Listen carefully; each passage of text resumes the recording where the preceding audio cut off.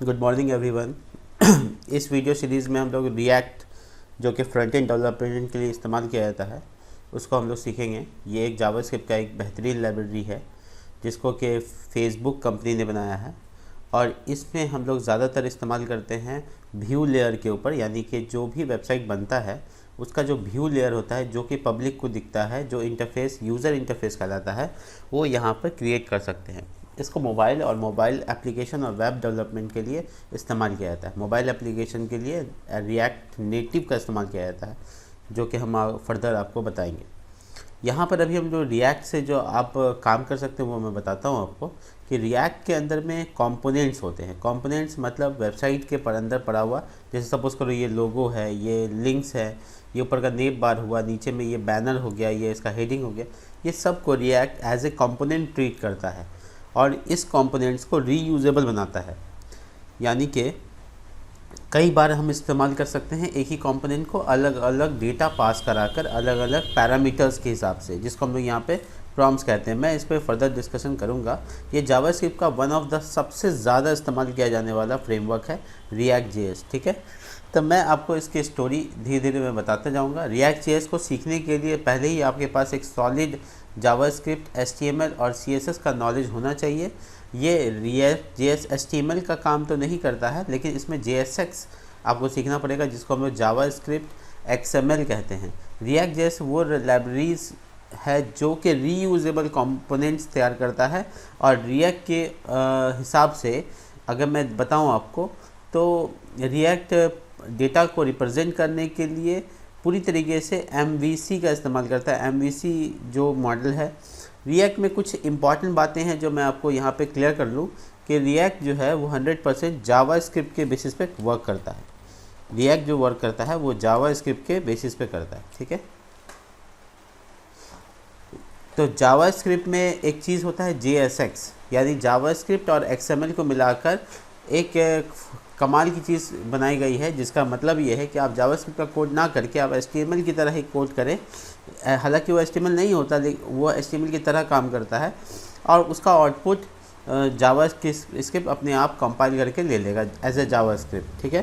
तो ये काफ़ी आसान सी चीज़ है। रिएक्ट में किसी भी कंपोनेंट को, किसी भी एलिमेंट को हम लोग कंपोनेंट कहते हैं और रिएक्ट जो है वो ES6 के बेसिस पे काम करता है, जो जावास्क्रिप्ट का वर्जन है। अगर आप ES6 के बारे में जानना चाहेंगे तो हम मुझे बताइएगा, मैं उसको भी एक्सप्लेन कर दूंगा। ES6 बहुत बड़ी चीज़ नहीं होगी। अब हम लोग बात करेंगे इन्वायरमेंट सेटअप करने के। तो इन्वायरमेंट सेटअप करने के लिए जो ऑफिशियल वेबसाइट ने बताया है वो ये है कि आप इसके जो डॉक्यूमेंटेशंस है उस पर क्लिक करके जाकर देखेंगे तो आप यहाँ पे इंस्टॉलेशन सीख सकते हैं। उसने बताया है कि आप अपना जो कंप्यूटर सिस्टम है उसमें आपको क्रिएट रिएक्ट ऐप का ऑप्शन दिया गया है जो कि पूरी तरह से NPM पे काम करता है, यानी कि आपको Node.js का 8.10 यानी कि 8.10 वर्जन से ऊपर होना चाहिए, जो कि यहाँ लिखा पड़ा है, और यहाँ पे NPM का वर्जन 5.6 होना चाहिए, तब आप इंस्टॉल कर पाएंगे। तो सपोज़ करो कि मुझे कोई प्रोजेक्ट फ़ोल्डर बनाना है। सपोज़ करो मैं E ड्राइव में एक फ़ोल्डर बनाता हूँ यहाँ पर रिएक्ट नाम से, रिएक्ट जेएस नाम से। मैं इसको ब्रैकेट, ये सॉफ्टवेयर तो नहीं है मेरे पास, मैं ये जो टूल यूज़ कर रहा हूँ उसका नाम है VS यानी कि विजुअल स्टूडियो, और मैं VS को इस्तेमाल, विजुअल स्टूडियो का इस्तेमाल करूँगा इसके प्रोग्राम करने के लिए। तो विजुअल स्टूडियो जो है एक पूरा IDE सॉफ्टवेयर है जो माइक्रोसॉफ्ट की तरफ से है और ये पूरी तरह से कम्युनिटी वर्जन इसका फ्री वर्जन में है। तो आप इसको डाउनलोड कर सकते हैं और अपने कंप्यूटर में एज ए IDE यूज़ कर सकते हैं। तो आपको डाउनलोड करने के लिए यहाँ पर सिंपली एक सिंपल क्लिक करना है और आप अपने डाउनलोड पे जा सकते हैं। यहाँ पे मल्टीपल प्लेटफॉर्म्स के लिए अवेलेबल है। कम्युनिटी वर्जन जो है 2019 का यहाँ पे दिखा रहा है, जो लेटेस्ट वर्जन है आप डाउनलोड कर सकते हैं। ये फ्री टू यूज़ है, फ्री टू एक्सेस है, ठीक है। तब हम लोग आगे बढ़ते हैं और इस फोल्डर को अपने VS कोड में ऐड करते हैं। इसके लिए राइट क्लिक करेंगे, ओपन इन VS यानी ओपन इन। मेरे पास 2017 वाला वर्जन है, लगभग सेम है, थोड़ा थोड़ा अंतर है।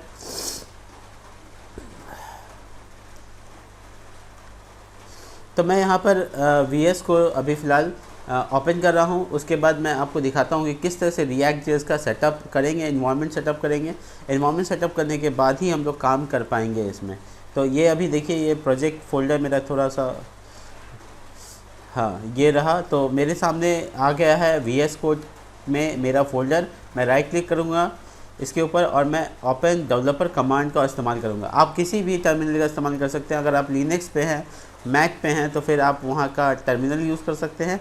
अगर आप अगर आप है ना विंडोज़ पे हैं तो आप CMD का कमांड या फिर NPM के द्वारा दिया गया एक कमांड प्रॉम्प्ट होता है उसको यूज़ कर सकते हैं, या फिर आप अपना खुद कोई भी टर्मिनल यूज़ कर सकते हैं। तो मैं यहाँ पे VS का ही टर्मिनल यूज़ कर रहा हूँ और यहाँ पे मैं बताता हूँ कि मुझे क्या इंस्टॉल करना है। तो मैं लिखा यहाँ पे npx, उसके बाद लिखा npx, यहाँ पे जो कमांड है ये यहाँ पे लिखा हुआ है npx create react app। उसका माई ऐप जो है वो यहाँ पे मेरे ऐप का नाम होगा, क्रिएट रिएक्ट ऐप। अब मेरा यहाँ पर ऐप का नाम समझ लो वेबसाइट होगा, ठीक है। तो मैं यहाँ पे वेबसाइट डाल देता हूँ, एंटर मारा मैंने, ये इंस्टॉलेशन शुरू हो गया। पूरी तरह से इंस्टॉलेशन होने के में पूरा इंटरनेट स्पीड पे डिपेंड करता है कि कितना समय लगेगा। अप्रॉक्स आपको 15 मिनट तक लग सकते हैं, उससे कम या 15 मिनट। तो 15 मिनट तक आपको स्टे करना पड़ेगा, वेट करना पड़ेगा इसके इंस्टॉलेशन के लिए।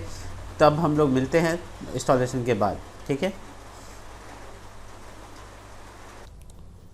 तो ये देखिए इंस्टॉलेशन हो चुका है और हैप्पी हैकिंग लास्ट में आ रहा है और एक सजेशन दे रहा है कि CD करके वेबसाइट जो प्रोजेक्ट का नाम है मेरे उसमें जाइए और इसके बाद NPM में जाइए। तो यहाँ पर पूरी तरीके से मैं क्लियर हूँ कि मुझे क्या करना है यहाँ पे। अब मैं अपना प्रोजेक्ट फोल्डर देखूँ तो यहाँ पे मुझे वेबसाइट नाम का एक वो मिलता है, फ़ोल्डर मिलता है। उस वेबसाइट फ़ोल्डर के अंदर में हम लोगों को पूरा React.js का एप्लीकेशन मिलता है। जैसे देखिए इसमें मेनली 3 फोल्डर्स अवेलेबल हैं। अगर आप देखेंगे इसको तो 3 फोल्डर अवेलेबल है। नोड मॉड्यूल, जिसमें नोड मतलब कि Node.js के जितने भी फाइल्स होते हैं जो React.js को चाहिए वो सारे फाइल इसमें अवेलेबल हैं। नंबर 2 पब्लिक और नंबर 3 SRC। पब्लिक जो फोल्डर है उस फोल्डर में हम लोगों को कुछ ऐसे करना नहीं है, लेकिन आउटपुट हमारा पब्लिक फोल्डर में ही होता है, पब्लिक फोल्डर से ही होता है। और दूसरा जो है हमारा है SRC फोल्डर, उस फोल्डर में हम लोग सारा का सारा एप्लीकेशन जो हम लोग बनाएंगे वो सारा उसमें रखेंगे। जैसे कि app.js, index.js इसमें पहले से अवेलेबल है। तो ये सारे फोल्डर्स हैं हमारे। और मुझे यहाँ पे जो अपने कंसोल में मुझे करना क्या है, CD वेबसाइट जो मेरा प्रोजेक्ट फोल्डर है उसमें जाना है और उसके बाद वेबसाइट का स्पेलिंग गलत हो गया, वेबसाइट। और उसके बाद मुझे यहाँ पे क्या करना है, npm स्टार्ट। जैसे कि ये सजेशन दे भी रहा था और यहाँ पे कई सारे बता रहा है कि अगर आपको जैसे डिप्लॉय करना है प्रोजेक्ट को तो बिल्ड टेस्ट करना है तो npm टेस्ट, और रन करना है तो रन इंजेक्ट। इस तरह से बहुत सारे कमांड्स होते हैं। अभी स्टार्ट यूज़ करेंगे हम लोग। तो मैं जैसे ही स्टार्ट डाला उसके बाद एंटर प्रेस किया तो मेरा सर्वर अब मुझे एक IP एड्रेस बना के दे देगा जिसमें मैं अपने पूरे प्रोजेक्ट को एक्सेस कर सकता हूँ। तो ये प्रोजेक्ट अब रन होने जा रहा है और आपके सामने ये दिखेगा। तो यहाँ पे आप देख पा रहे हैं कि ये जो SRC फोल्डर है इसके अंदर में क्या क्या है मैं बताता हूँ आपको। देखिए बेसिकली क्या है कि हमारा जो index.html है पब्लिक में, उसमें अगर हम लोग जाके देखा जाए तो हम लोगों को मिलेगा कुछ ऐसा जो आपके सामने आने वाला है। ये रन भी हो रहा है इसका IP एड्रेस मिलने के बाद। ये लाइव देख पाएंगे हम लोग अपना प्रोजेक्ट को, ठीक है। देखिए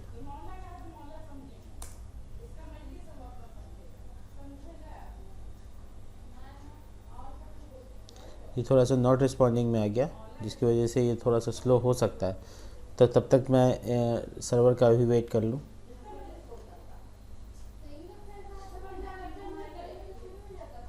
तो प्रोजेक्ट रन हो चुका है और आपके कंसोल में स्टार्टिंग डेवलपमेंट सर्वर करके आ रहा है। इसके बाद हमको जस्ट एक IP एड्रेस यहाँ पे मिलेगा जो कि हम यहाँ पे एक्सेस कर सकते हैं। मुझे पहले से ही पता है कि क्या IP एड्रेस होगा। तो 12.1.0.0.1 और उसका कॉलम देकर आपको लिखना है 3000। ये है आपका IP एड्रेस जो कि React सर्वर के लिए इस्तेमाल होता है, ठीक है। तो ये बाय डिफ़ॉल्ट है और एक नेटवर्क IP भी मिलता है आपको ताकि आप अपने नेटवर्क कनेक्शन के बीच में भी एक्सेस कर सकते हैं।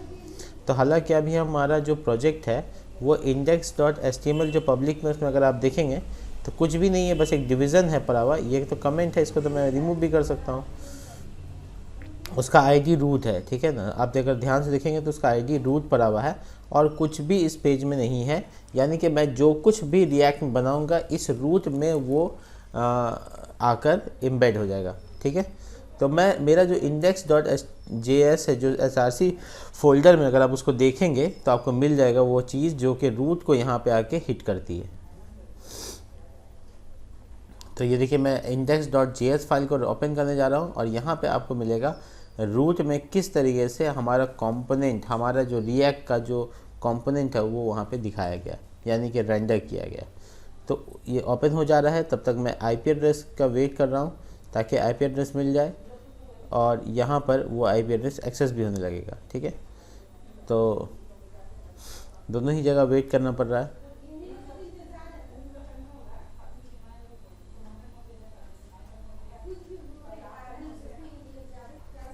हमारा प्रोजेक्ट यहाँ पे रेंडर किया जा रहा है। हमारा पूरा ऐप, जो हमारा ऐप एक कंपोनेंट है, ये देखिए एक ऐप कंपोनेंट है, उसको हम लोगों को गेट एलिमेंट बाय आईडी में रेंडर किया गया। इसका नाम रूट है, तो जो कि इंडेक्स में मुझे मिला था।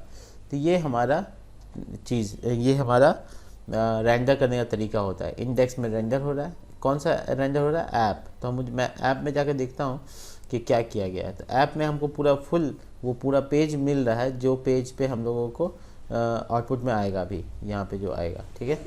तो अभी तक मुझे आईपी एड्रेस नहीं मिला है। लेट होने की वजह नोड होता है कई बार।